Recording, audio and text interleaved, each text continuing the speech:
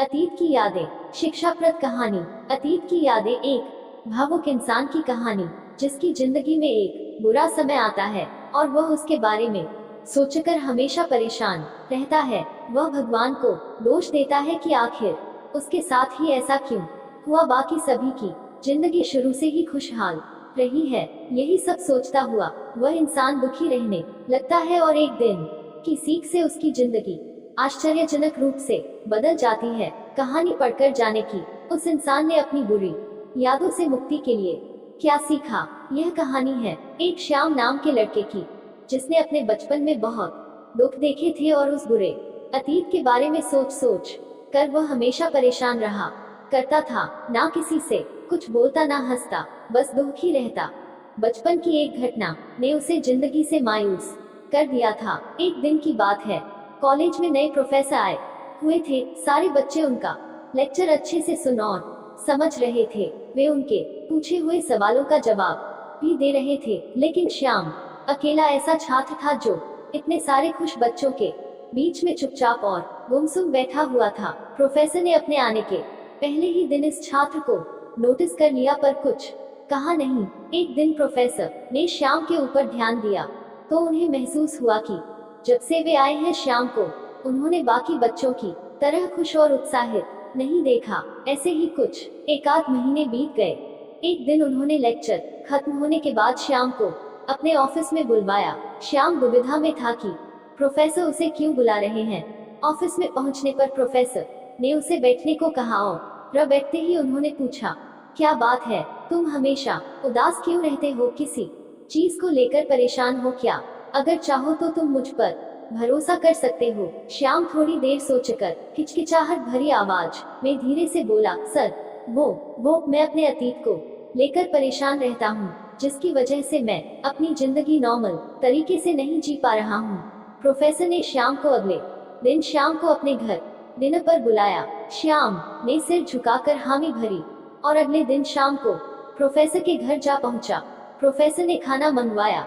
खाना खा लेने के बाद प्रोफेसर ने श्याम से शिकंजी पीने को कहा और किचन में जाकर 2 गिलास शिकंजी बनाकर ले आए। श्याम मना ना कर सका। श्याम ने गिलास हाथ में लेकर जैसे ही एक घूंट लिया, अधिक नमक होने के कारण उसने अजीब सा मुंह बनाया। यह देख प्रोफेसर ने पूछा, क्या हुआ, शिकंजी पसंद नहीं आई? नहीं सर, ऐसी बात नहीं है, बस शिकंजी में नमक थोड़ा ज्यादा हो गया है, श्याम ने जवाब दिया। प्रोफेसर इसी ताक में थे। उन्होंने कहा, अरे अब तो ये बेकार हो गया, लाओ गिलास मुझे दे दो, मैं इसे फेंक देता हूँ।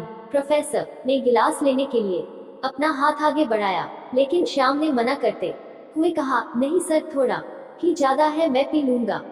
थोड़ी चीनी मिलाकर इसे फिर से मीठा किया जा सकता है। श्याम की यह बात सुन प्रोफेसर गंभीर हो गए और बोले, सही कहा तुमने कि तुम शिकंजी को संभाल लोगे नमक ज्यादा होने पर भी, लेकिन इसे समझ तो लो, यह नमक तुम्हारे बुरे दिनों का तुम्हारा अपना अनुभव है, जिसे तुम शिकंजी के नमक की तरह अब तक संभालते आए हो, पर मिठास भरकर नहीं, बल्कि बुरे दिनों की कड़वाहट के साथ। लेकिन जैसे हम हमेशा या ज्यादा दिनों तक लगातार कड़वी शिकंजी नहीं पी सकते, इससे हमारा स्वास्थ्य बिगड़ सकता है, बिल्कुल उसी तरह हमारी जिंदगी भी कड़वाहट में नहीं कट सकती। तुम्हें शिकंजी को मीठा करने के साथ साथ अपनी जिंदगी में भी मिठास लानी होगी ताकि तुम खुश रह सको।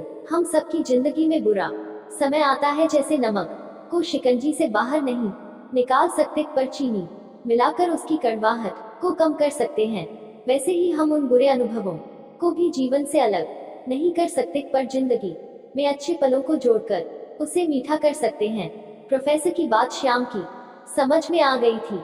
उसने सोचा वह अपने अतीत से जूझने की बेकार कोशिश कर रहा था और इसके चक्कर में उसने अपनी आज की खुशियों को नजरअंदाज कर रहा था। उसने निश्चय किया कि अब वह बीती बातों से परेशान नहीं होगा और अपनी जिंदगी में हमेशा खुश रहेगा। श्याम के जीवन से जुड़ी यह कहानी हम में से अधिकांश लोगों से जुड़ी हुई है, जहां हम अपने अतीत की गलतियों के कारण अपना वर्तमान खो रहे होते हैं। हम अपना अतीत तो नहीं बदल सकते क्योंकि वो हमारे हाथ में नहीं है, लेकिन हम अपना वर्तमान बदलकर भविष्य जरूर बदल सकते हैं।